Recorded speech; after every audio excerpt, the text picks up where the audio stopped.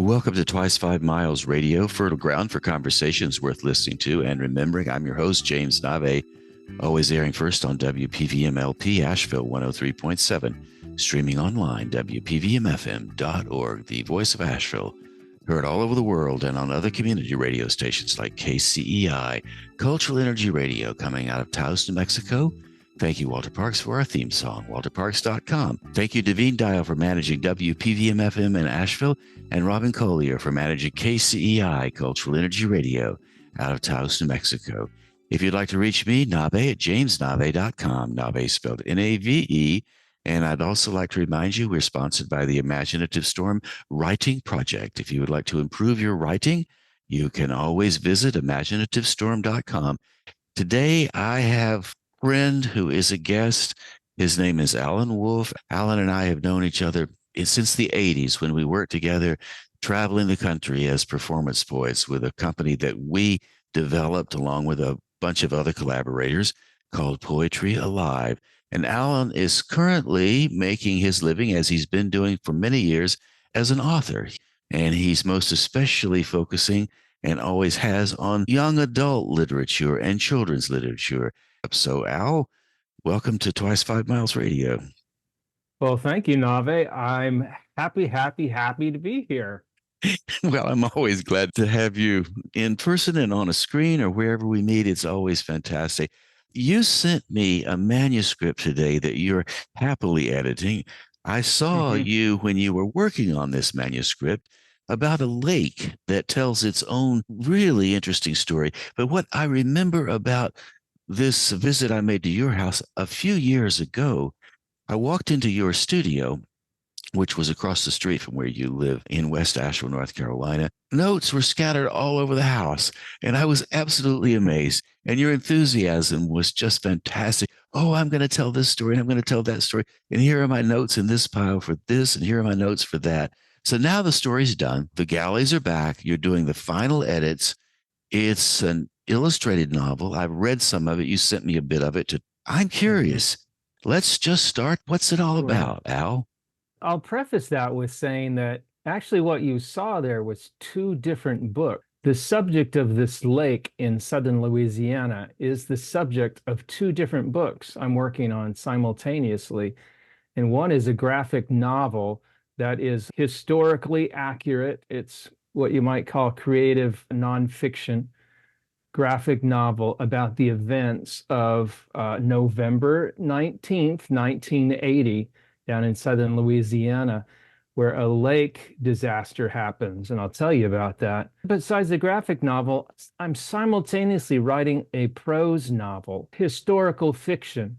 In other words, the history is correct in the backdrop, but I'm fictionalizing what happens in the foreground. And so it's been sort of interesting, the two genres, working on them simultaneously. And the graphic novel is probably the easier of the two and the more fun of the two because it's more immediately collaborative, because I have the work of the illustrator to bounce off of constantly. The whole premise of this book is a matter of a writer listening for a story. And I like to say that to be a poet is to notice. And that's all we're doing here as poets and writers. We're just walking around with big ears and big eyeballs and a little notebook. We're trying to make sense of what we see. And this story just jumps out all by itself about a lake in southern Louisiana that's 11,000 acres, about 1.5 miles wide and 10 feet deep, basically like a big freshwater puddle. There is a mountain of salt underneath this. It's called a salt dome that has formed the size of Mount Everest underneath the earth. The men are mining it underneath the lake for salt. And Texaco comes in and they want to find the oil that forms in these pockets that are formed by these salt domes. And so they begin to mine the lake bed looking for oil. And of course, you can see where this is going. Their 14-inch drill bit drills into the lake bed and pierces the top of one of the chambers of the salt mine, and the water from the lake begins to drain into the mine, and it creates a whirlpool. It looks like a bathtub draining into the salt mine. There are miners in the salt mine at the time that this happens. After the whirlpool begins, it becomes so strong and so large that it actually sucks down 11 barges and a tugboat and a little fishing boat and creates a sinkhole that continues to grow and devours 68 acres of land all around. It's quite the disaster. The icing on the cake of the story is that the Delcambre Canal, which leads from this lake 12 miles to the south, it takes the water into the Gulf of Mexico. For the first time in history, the Delcambre Canal actually reverses direction and it begins to flow northward and refills in the cavity that's been created by this big sinkhole.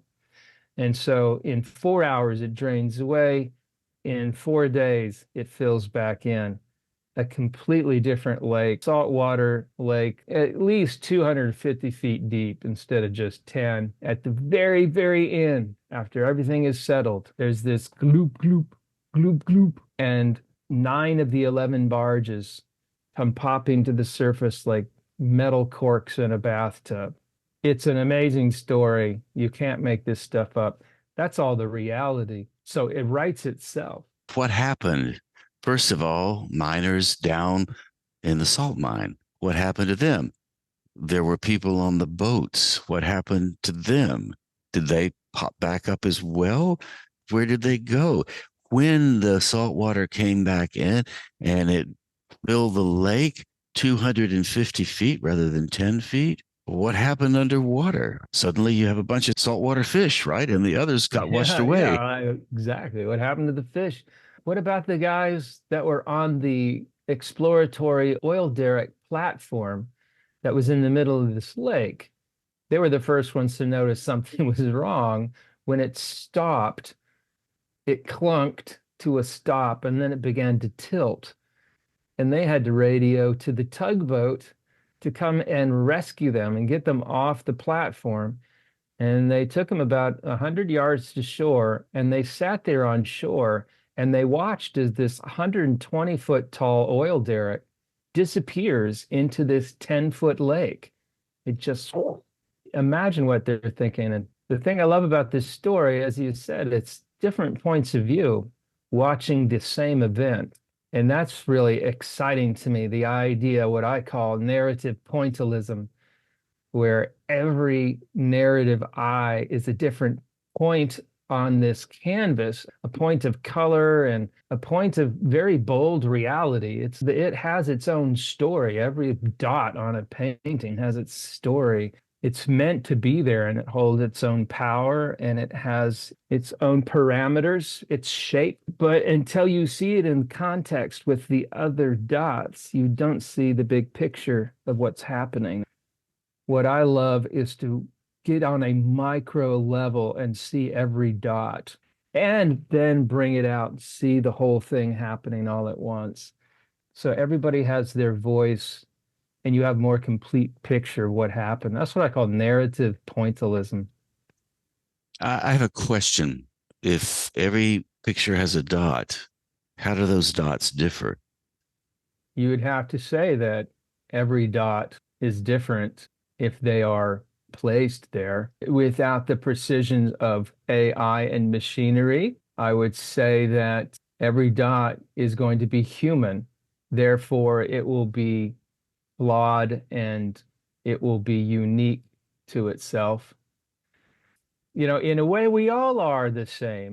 We're all just dots. We've all been on the same canvas, which is the earth. There's no other canvas. This is it. But we are all the same as far as the earth is concerned. But of course, that's also not true because we have this consciousness that allows us to see ourselves as individual people. I think maybe that's the beauty. When you begin to look at stories on a granular level, you begin to see a billion dots. I mean, there's so many stories all around. That's the kind of thing I like to mine in my own writing.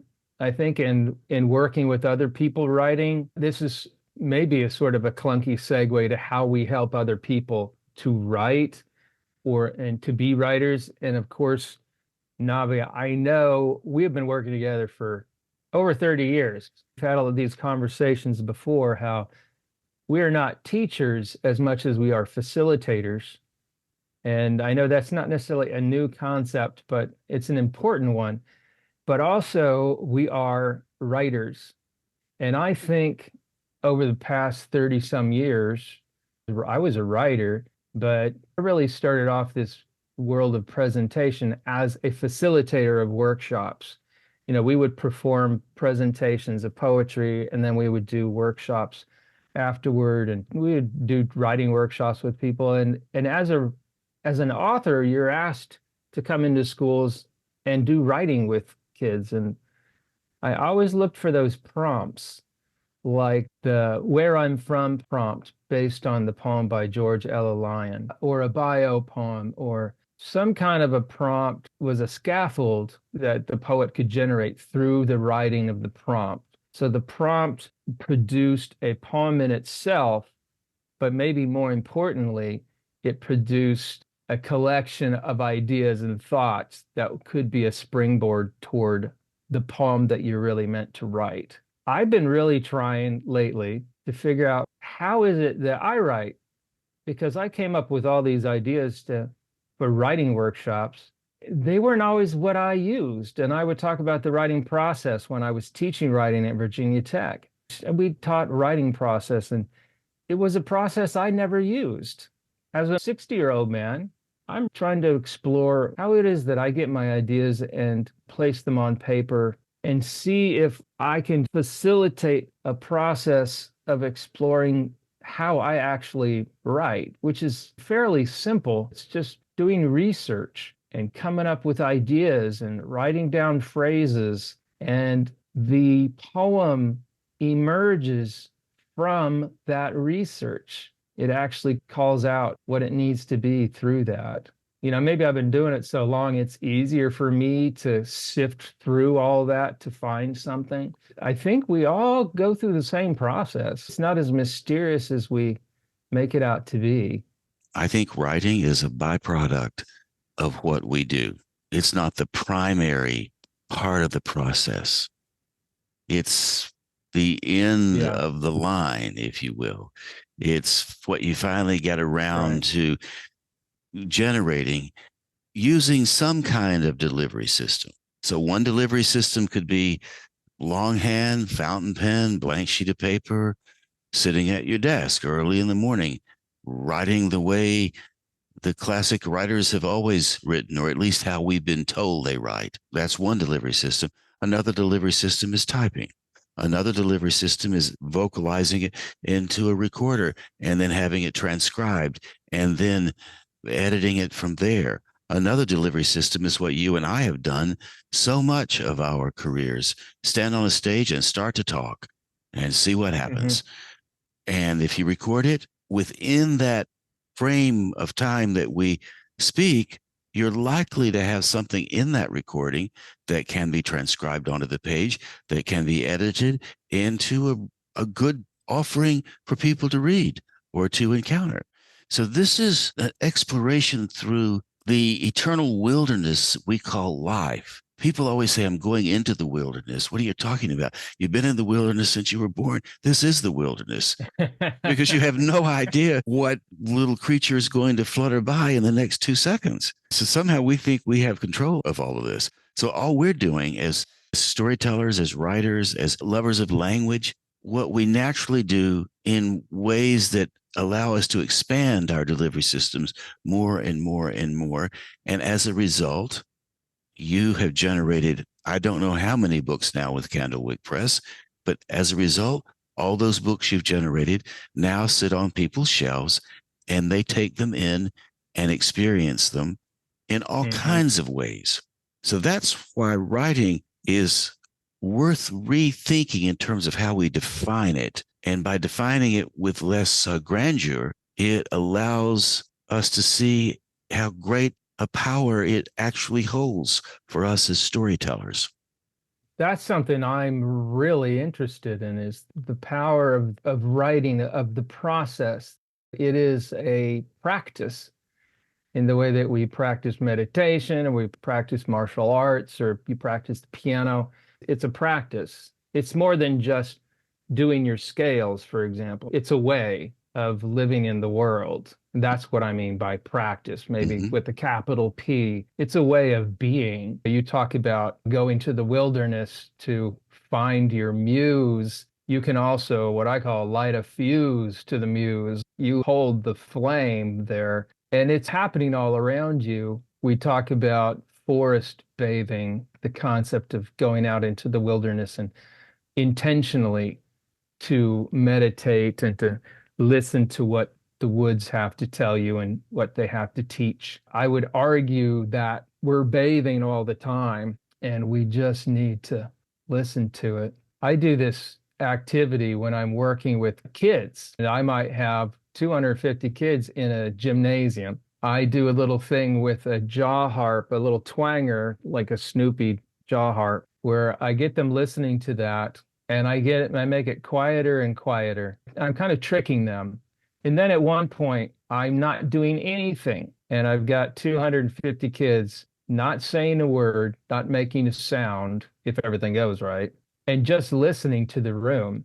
And it's the freakiest thing to hear all those squirmy kids suddenly just being silent. And what they're doing is listening to the room. Almost all the time, there's an AC unit or an ice cream freezer in the back of the gym or something. And they hear it, or the buzz of a fluorescent light. And I say, once you hear this sound, I want you all to point to it. And they silently just point to where the sound is. And nobody knew that that sound was there until they all stopped to listen for it. They think it's a miracle. Oh my gosh, it's been going all this time, but we just have to listen for it. To create a product, we have to put something on paper or into a show. You have to have a final, you don't have to, of course, but that's what we do. That's my model. I have books. And so it's between a cover, but it is also simultaneously, it's a process. We're writing our way towards what we need to write, and we're writing ourselves into existence. There's more than just creating a book that someone's going to read and it's going to suddenly you're going to be an author and live the life. It's also about you writing yourself into existence with every project that you do. You think about who you are as a writer and you write about your own life if you're journaling, and that's what I'm really interested in exploring as much as anything is not just the history, but also creating history from your own story. And if you write, then you are living the life of the writer, and that writer is you. And it doesn't matter what kind of life you're living. When you Yeah, decide you're going to yeah, write, then that's living the life of the yeah, writer. yeah. You see this all the time where people, they are writers and they write and they're working on a book. Maybe they journal on their own, but they have trouble calling themselves a writer, right? Because the next question, when you say I'm a writer, someone says, "Well, what do you write?" or "What have you published?" That's the big thing. And people think, "Well, I'm not a writer because I haven't published anything." I know this is catch 22. I have probably written over 20 books right now, and I can feel good about that. And I've got them in bookstores, and there's definitely a certain sense of confidence that I get from that to say, I am a writer. But I still, to this day, I flinch when I say I am a writer. I do much more than that. Still flinch because then you get into this, well, are you a good writer? Are you an important writer? Does it matter? Do people actually read what you've published? What kind of writer are you? Oh, you write for children. Oh, you're that kind of writer. That's not same. That's not as real as writing for grown-ups. We are writers if we write and explore. I keep a journal every day. I'd be a writer even if I didn't have books published. I've always written and I enjoy writing. I don't do it professionally like you do. I've been professionally involved in words, language, and all of the rest of it all my life. And I have a few books published, and I have had people come up to me and say, I read what you wrote and thank you. I figure if one person does that, I read what you wrote and thank you, that's really all it's about for me. Now, everybody else has their own dream. I know some people I talk to, I hear, my dream is to have a bestseller and I won't stop till that happens. And I'm thinking, good for you. Because once you know what your dream is, you can make it happen. I know my buddy Greg Palast, who writes for different publications. He's had a number of books published. The Best Democracy Money Can Buy is one of the books that Greg published, and it was on the New York Times bestseller list for 16 weeks. And he said, yeah, well, I have a team of people and we just really cracked the whip for 16 weeks to keep that thing on the New York Times bestseller list. It was a full-time job to keep it up there. So he actually made it happen. He pushed it with his team of reporters that work all over the world doing reporting on all kinds of conflicts, all kinds of politics, all sorts of investigations. So Palast had this massive momentum Yeah, because he decided he was going to make that happen. So it is possible to right. have a bestseller, but you really have to work at it to make that happen. And that's what people don't understand. It's not about writing, it's about getting a team of people to push something to the point where it tips in the culture where everybody notices it. Right. Yeah. I'll add to that. It's also writing itself. You have to do both of those things. At one point, it's you sitting down by yourself to write something. You can't escape that. And that's the thing. People understand that. It's like, okay, I just got to sit down and do it. And most people don't have the patience to make that happen. That filters out 95% of the potential bestsellers, right? But then there's that 5% that are just so stick-to-itive and they're so confident that they will write that book from beginning to end. Maybe it needs a whole ton of work, but they've done it. And that's just that 5%. And now that 5%, they have to be able to take advice, take editing advice. They have to reshape their ideas. The whole time, they've also got to be creating a platform to give context to the book itself, which is about promotion and publicity and education, reaching out to people, taking advantage of certain situations like your friend did, where it's in the news. Let's keep the ball rolling. But when I wrote my novel about the Titanic, I did so because I knew that the 100th anniversary of the sinking of the Titanic was going to be in the news. It wasn't an accident. And I already saw that was going to be in people's minds. And so I tapped into that. Even without any resources, a writer can tap into the energy, the ideas that are most relevant today. You got to be engaged on a really immersive level, I think. Being on the New York Times bestseller list, it can be great. It's really good for sales, obviously. What is that exactly? There's a lot of things that are getting those books on those lists besides quality writing. Well, that was Palast's point. We hustled the Yeah. thing like crazy, and because we hustled it, it stayed on the bestseller list. And when we stopped hustling it, it dropped off. End of story. Let's go do something else. On he went. Getting a little more deeply into this idea of writing the novel. I know you have written the novel in verse, The Watch That Ends the Night, which was named by Booklist as one of the top 50 young adult books written in America. Of all Congratulations. time. Of all time. Yeah. How about that? Congratulations. I was very proud of you, Al. I know how hard you worked for that. You did hit the grind, man. And it's a book in verse and it's beautiful. It's well done. It's fabulous. It's artful, et cetera, et cetera. How are you able to take what you learned about creating a novel in verse and transfer it over to this work that you're doing now, where you're just doing a straight up novel? Is it different? Is it hard? Do you have to worry about the engineering? How do you structure it? Seat of the pants? What's the story? Boy, I'm up to my eyeballs in that very question.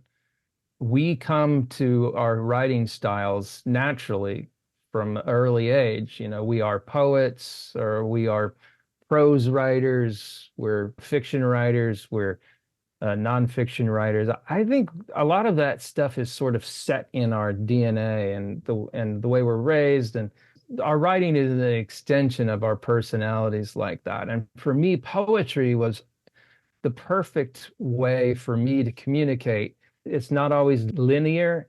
In fact, it's more often non-linear. And there's a lot of spaces. There's a lot of spaces. You're leaping from one thing to the next. You're sort of curating images and placing them like a montage or a collage.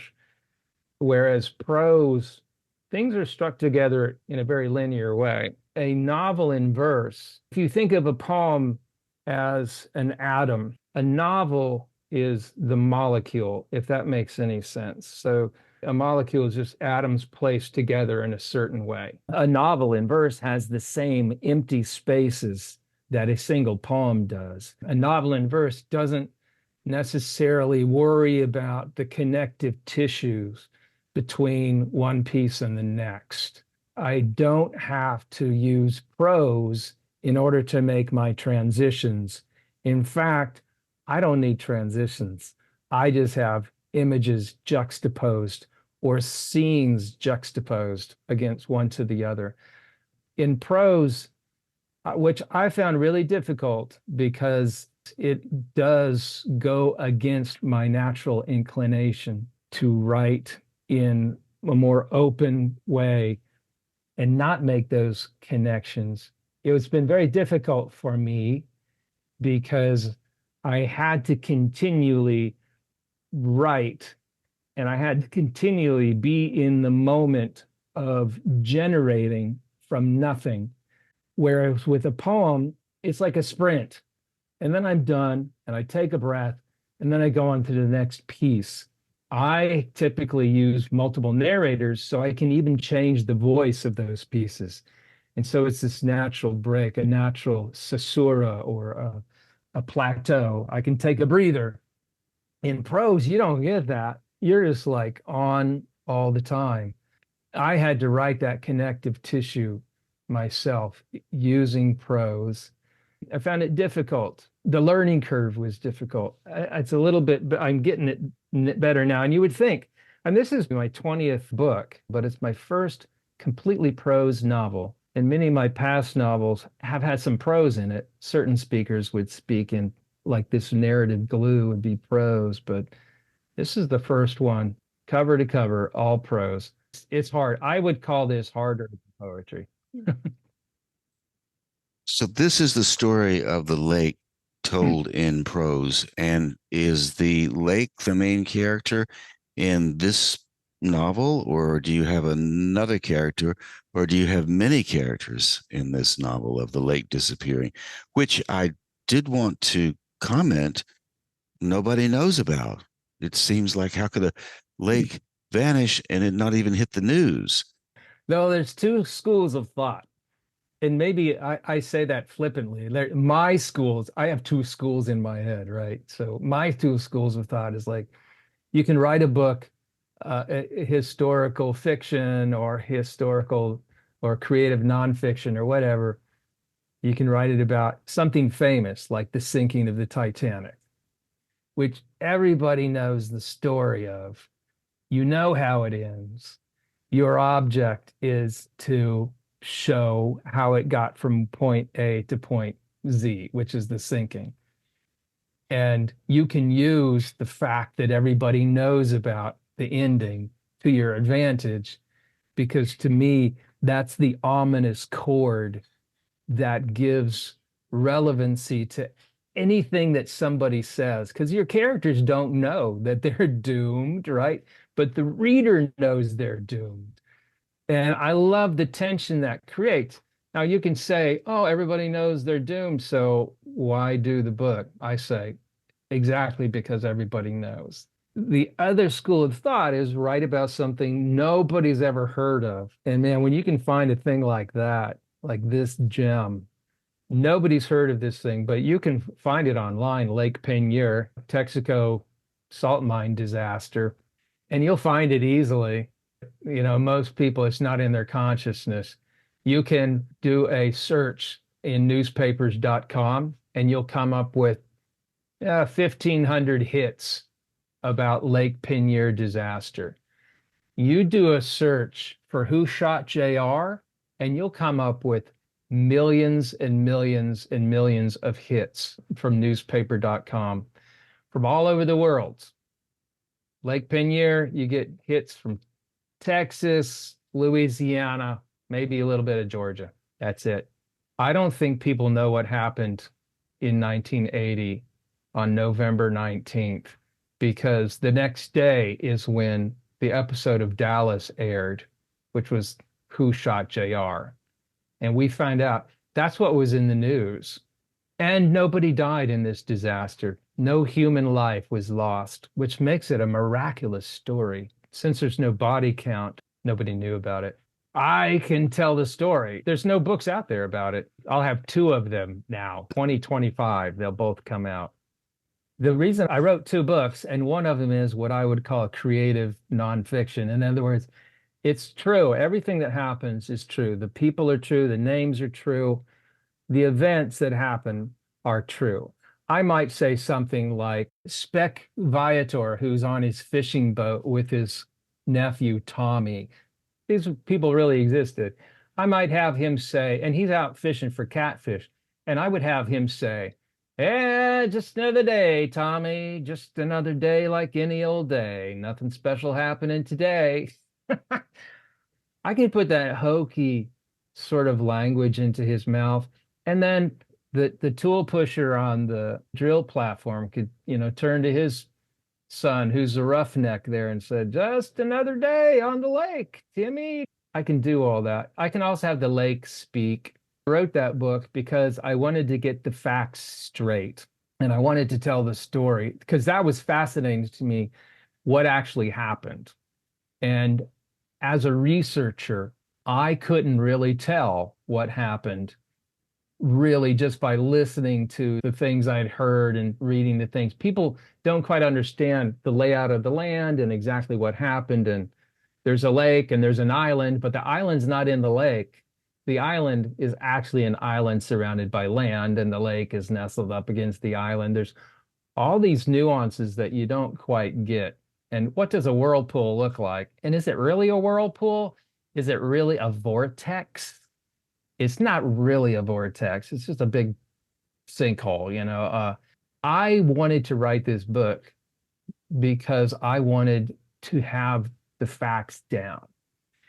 And that book, the graphic novel, the creative nonfiction book, was really the scaffold that I was building for myself to write this historical fiction book, this novel where I've taken what I created in the forefront in the graphic novel, and now it's in the background of the prose novel that I've written. So you see all of this disaster happening, but in the foreground, I've created my own fiction. And the lake is one of the speakers in this book. And the second speaker is a little kid named Junius Leak. And you may recognize that name, Navé, because we know an actor named Junius Leak who works out of Greensboro, North Carolina. This is a different Junius Leak, but I just love that name. And I vowed always to use that name in some novel I wrote one day. And that was 30 some years ago. So I'm finally getting that name in there. Junius Leak is a 12-year-old kid about to turn 13, and he has this obsession. He perseverates over water bodies. He's all about water bodies, and he's created his own encyclopedia of water bodies. He's written it down into his own little book, and he's got them all in alphabetical order. And the irony is that he is also deathly afraid of water.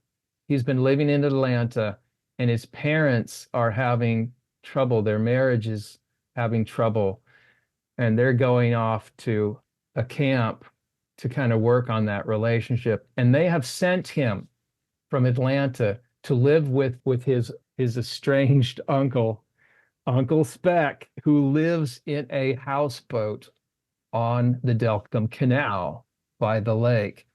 And so here's this kid, he's got this fear of water, and he's sent to live on the water in a houseboat on the water. You know, what could possibly go wrong? He's going to learn how to get on the water. His uncle's going to try to teach him. You know, the idea of a really good narrative plot is where suddenly your hero breaks through something and achieves some goal, only to find out that that goal has led him to the most challenging thing ever. So, as you might guess, he'll finally make it out onto the water at about the time that the whole thing disappears and there'll be a big disaster. That's the basic story, is this kid having to live on the lake, even though he's petrified of water.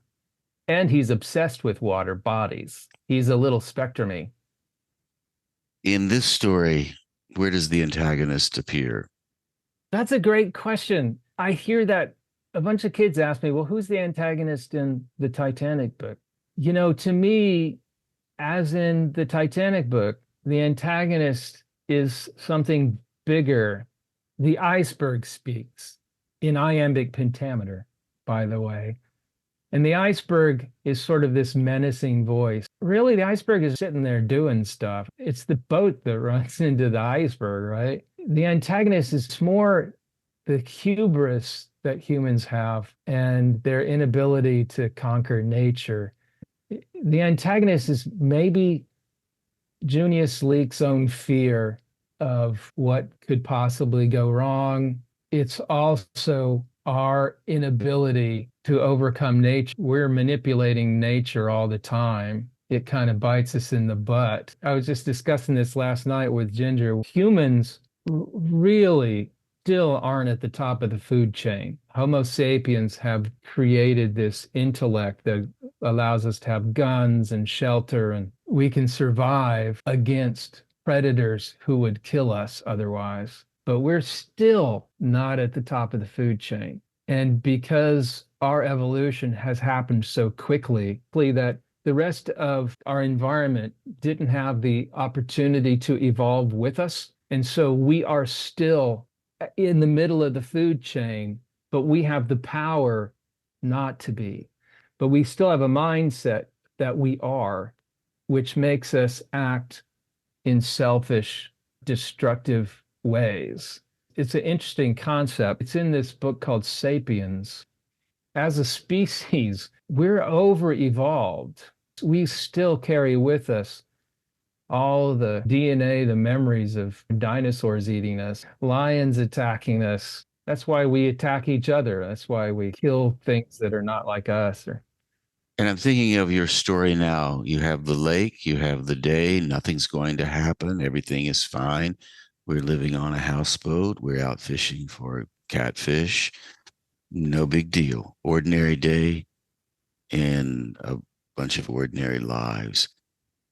And because humans have the desire to puncture things, fire the bullet, blow up the building, drill, drill, drill, puncture things, that's a fantastic metaphor for the human inclination to just dig in and drill until the whole thing disappears. We're disappearing ourselves by drilling, drilling, drilling in places that we really should avoid. I'm thinking of climate change. I'm thinking of all the broader things that are happening for people right now. And what I like about this story, the boats do pop back up.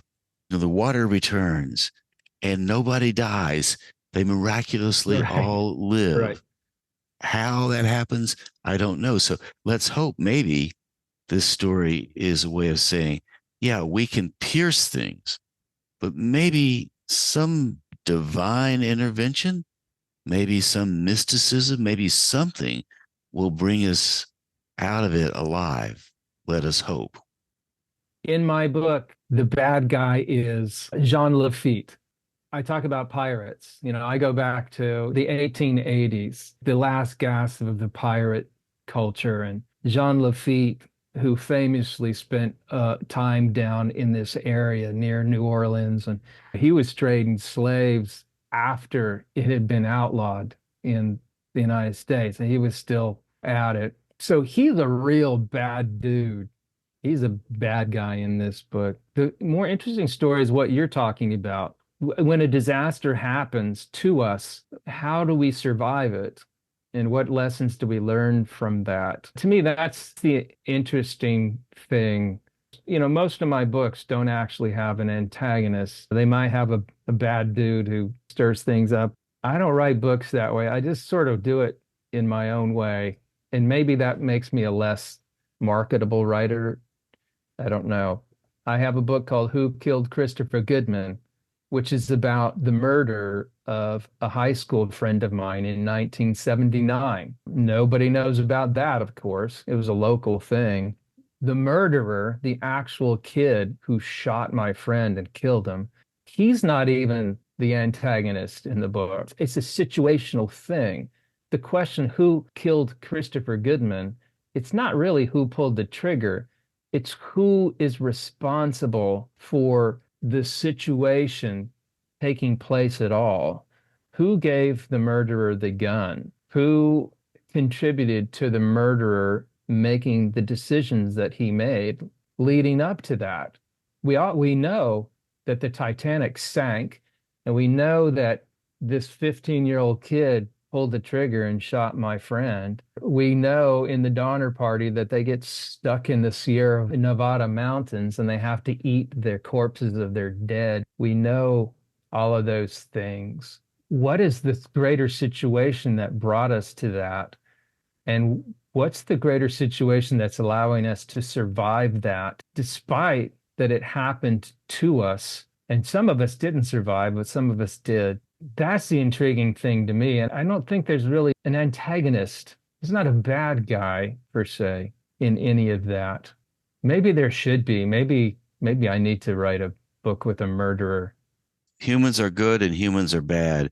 And so when you put a bunch of humans into a story around a lake, you're going to have a collective goodness and a collective badness that permeates the entire story because of the decisions that we make, because of the needs we have, the drives that allow us to survive or maybe not. Here's an interesting point. When I wrote the book about the Donner Party, the main narrator is Hunger. Initially, I had Hunger possessing all of the pioneers and making them do things, almost like an incubus or a succubus. And I thought Hunger was this great, sort of almost like Dracula character, a true antagonist, a true bad guy. The first draft came back from the editor, and she said, I don't like Hunger. She said, I like everything else. I don't like Hunger. And that was it. And ultimately, what she was trying to get at was, if hunger is the reason that all the human beings make their choices, it's no longer an interesting story. The only interesting story is a human being placed in a situation, and the human has to make human choices. It's their responsibility. Their actions are the result of what they do. The crux of the matter is, if we show humans making human decisions and choices, and we set them up in a little situation, and then as writers, the bad guy is the spanner that we put in the spokes. We throw a wrench into their little sublime paradise. We give them challenges. We have a child who is sort of spectrumy, and we make him obsessed with water. But the spanner or the monkey wrench I can put into them is, oh, he's also terrified of water. To have a normal character that has all these obstacles, that's the story to me. It's that human story, not necessarily Texaco is the bad villain guy who's going to come in although they are the villain, in this in a lot of ways. It's not about making Texaco the villain, for example. It's about pitting humans against themselves, Well, Al, on that note of pitting right? humans against themselves, we've reached the end of our time together. Anything you have to say before we close? Tell people how to get in touch with you No, in case just they want to buy some books or something. Oh yeah, well you can always find me on allanwolf.com, ALLANWOLF.com. Google me and all the books are there. But I would like to say you and I are going to meet in person at the Lake Eden writing retreat, like near Black Mountain, where Black Mountain College used to be. And we're going to have this writing experience with a bunch of people. And I'm looking forward to it. I think some amazing things are going to happen. Our agenda is coming from the inside out. Exploration. There'll be different kinds of writers there with different projects they're working on and different objectives. They'll all have different goals and objectives. I'm looking forward to experiencing it myself as a writer and as a person who thinks about writing. I'm really looking forward to being with other writers and talking about writing. And I tend to explore writing ourselves into existence, using writing as a way toward an intrinsic sense of self-worth, for example, which seems very heady. But at the same time, using a very straight approach to like, how do you write a poem? Why do you write a poem? And that can be expanded into stories and prose too. But I want to get deep and I want to get granular inside. I want people to leave with 5 strategies, things that they can actually sit down and use that they can apply to their own writing needs. Well, Al, I second that. I'm looking forward to getting together and continuing this conversation that we have been having for God, I don't know how long.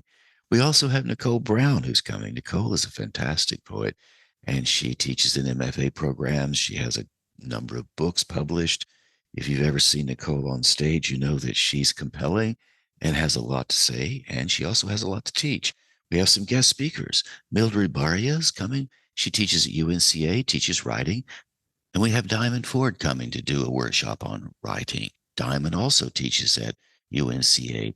For those of you listening outside of the Asheville area, UNCA is the University of North Carolina at Asheville. Sebastian Matthews, he's a terrific poet who will be talking about Black Mountain College, will be on the campus of Black Mountain College or the former campus. He's also going to do a workshop on how to pair imagery with the written word, poetry as well as prose. Kelly Hansen's going to be there for some optional collage work. Opal Keen's coming. She's going to offer yoga nidra, and other yoga practices just to sorbet the time that you're there. And then Eliza Santiago's coming. She's in Toronto right now. She's getting her postgraduate degree in social media. So she'll be there to record the event as well as answer any questions folks might have around how to engage with social media and how to use social media and other online platforms to create a foundation for their writing careers. So all in all, it should be a really great week. And Al, I'm glad you're going to be there, as I said. And I most especially want to say thank you for being on Twice 5 Miles Radio today. I really appreciate it, man. Well, you're welcome, Jim Navé, and it's an honor being here. I love talking about this stuff with you. I hope we can continue the conversation at Lake Eden.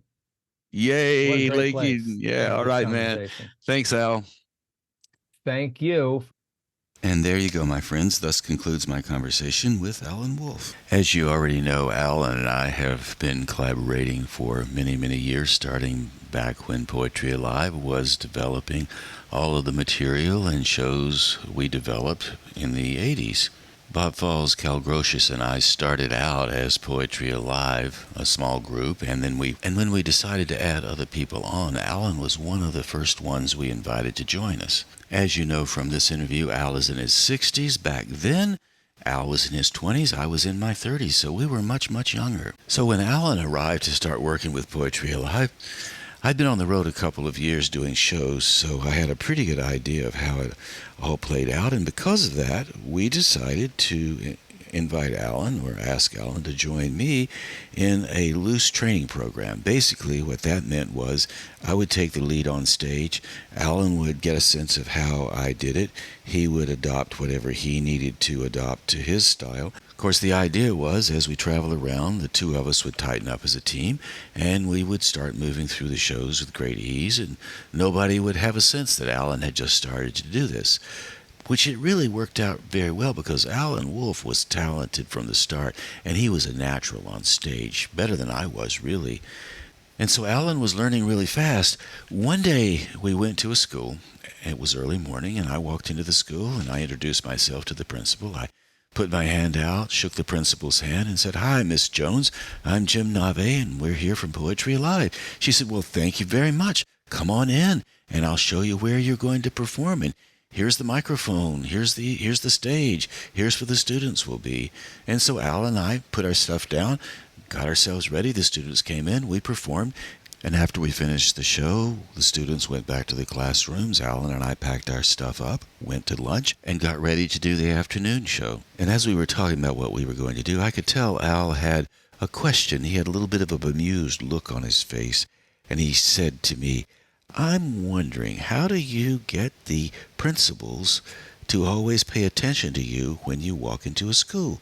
He felt bad because he felt like the principals thought of him as secondary. They didn't even notice him. They only noticed me. I could tell by the way Al asked the question, he thought there was some sort of magic that I had that he didn't have. So I said to Al, "Hey, listen, man, there's nothing magical about this. The person who gets the most attention is the one who walks through the door first, extends their hand to the principal, and tells the principal who they are." Al looked at me kind of funny and said, "Is that all there is to it?" And I said, "Yeah, that's all there is to it. Why don't you try it this afternoon?" I said. He said, "Well, okay, I'll give it a try." So we drove into the school, parked our car in the parking lot, and I said, "You walk through the front door. I'll walk 5 or 6 feet behind you. And when the principal greets us in the hall, you stick your hand out, say, 'Hi, I'm Allan Wolf, and we're with Poetry Alive.'" Al was a little skeptical, but he did it anyway. So when we walked through the school door, I stayed behind. Al led the way. When the principal came out, he said, "Hi, Mrs. Meadows. I'm Allan Wolf, and we're from Poetry Alive." And Mrs. Meadows said, "Well, welcome, Allan. Thank you very much for coming. We're so glad to have you. Walk this way." Left me behind, didn't look at me. I was completely invisible.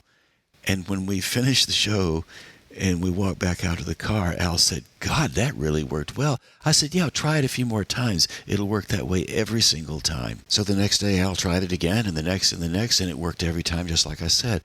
Problem solved. From that point on, Al was just fine. He walked into the schools with great confidence, put his hand out, said, "Hi, I'm Allan Wolf." And to this day, I imagine, if you ask him, he'll tell you he's still doing some version of that. And over the years, Allan Wolf has been very well received by thousands of principals all over America and indeed all over the world. So when Al and I reconvene at the Lake Peigneur writing retreat, we'll probably shake hands and say, "Well, good to see you again." Since Al and I have been talking poetry all these years, I'd like to close with a poem I just wrote. The first line of the poem is also the title of the poem, so here goes. Is it late enough? Or do I still have time to arrive at the double image, glanced years ago in my firstborn moments before the circus, before the factory, before the etched stark face stared back at me? Was I too precious to understand that posing requires more than standing still, more than what I had to give? Posing demands I let you look at me. Look, pay close attention. Do you see the spots on my face? Can I stay still enough, long enough to feel your eyes on my skin? Am I more than an etched moment looking for a place in your memory? Will you remember me tomorrow after the dance fades to black and white? Is it late enough to be new again? Can you remember the last time you spoke to the air? And there you go, my friends, a little poem I just wrote titled, Is It Late Enough? And on that note, we've arrived at the end of our time together. So thank you so much for tuning in to Twice 5 Miles Radio, fertile ground for conversations with listening to and remembering. Always airing first on WPVMLP Asheville 103.7 and streaming online, WPVMFM.org, the voice of Asheville, heard all over the world. and on other community radio stations like KCEI, Cultural Energy Radio, coming out of Taos, New Mexico. Thank you, Walter Parks, for our theme song, walterparks.com for more on Walter's music. Thank you, Devine Dial, for managing WPVM-FM, and Robin Collier for managing KCEI, Cultural Energy Radio, out of Taos, New Mexico. If you'd like to reach me, Navé at jamesnavé.com. I would love to hear from you. What is your story?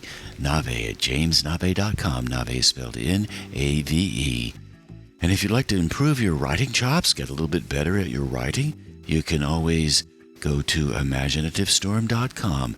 And there you will find all kinds of resources to help you improve your writing, get you where you want to go as a writer, as a storyteller, as a person who loves language. There's a lot going on in the world, and if you'd like to understand it better, you can certainly write your way into that understanding.